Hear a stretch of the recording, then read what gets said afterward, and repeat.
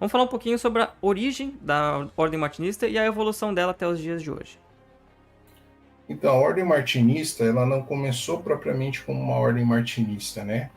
O principal personagem, que é o Louis-Claude Saint-Martin, ele era um francês e no final, como a França vivia no final do século XVIII, um período de grande turbulência, seja turbulência econômica ou turbulência política, que nós conhecemos no colégio, na escola, como Revolução Francesa.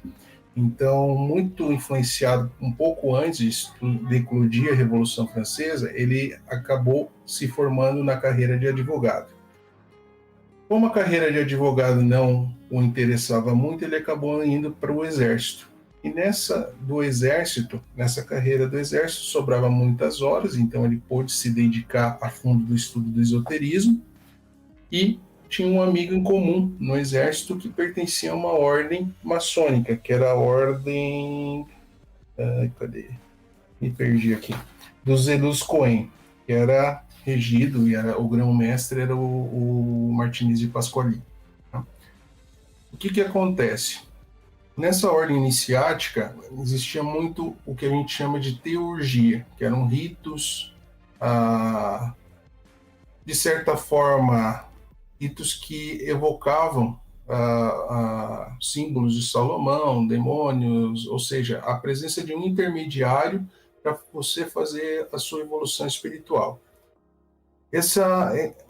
Essas práticas eram práticas extremamente que aos olhos de Saint Martin eram nocivas e poderiam fugir do controle. Ele não achava uma rota segura, tá, de executar isso. Ao mesmo tempo, ele tomou conhecimento de filósofos da época e começou a se aprofundar no estudo das filosofias. Tá?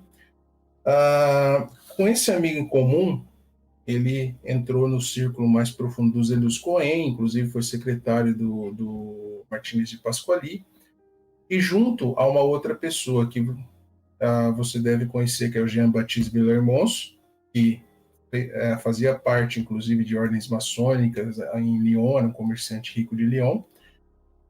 Se não me engano, era o rito da estrita observância, posso estar enganado. Eles acabaram pegando e continuando a obra de Martinez de Pasquali, que acabou vindo para a América Central, mais precisamente no Haiti, aonde veio a falecer. Então, os dois perpetuadores do martinezismo, que é o Villermons e o Saint-Martin, tiveram a missão de continuar a empreitada dos Zelus Cohen. Só que os Zelus Cohen, depois da morte de Martinez de Pasquali, entraram em dormência.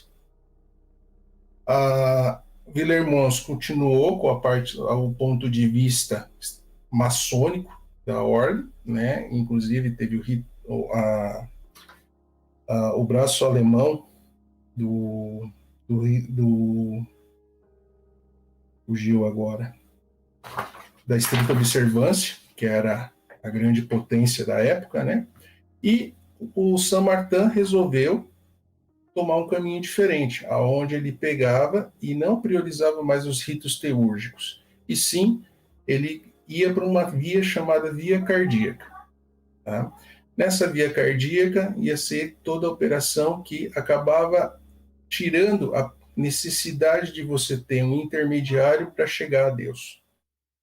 A contribuição do martinezismo é o livro base do martinismo, que é o Tratado de Reintegração dos Seres, né, que explica toda a gênese bíblica de uma maneira extremamente complicada aos olhos pagãos, que você precisa, e mesmo você com algum tempo de caminhada, você precisa se aprofundar, e se aprofundar não vai ser uma leitura que você vai conseguir entender. E o que acabou acontecendo é que Louis-Claude Saint-Martin tinha poucos discípulos, e daí esses poucos ensinamentos baseados na via cardíaca deu origem ao que hoje nós temos o martinismo.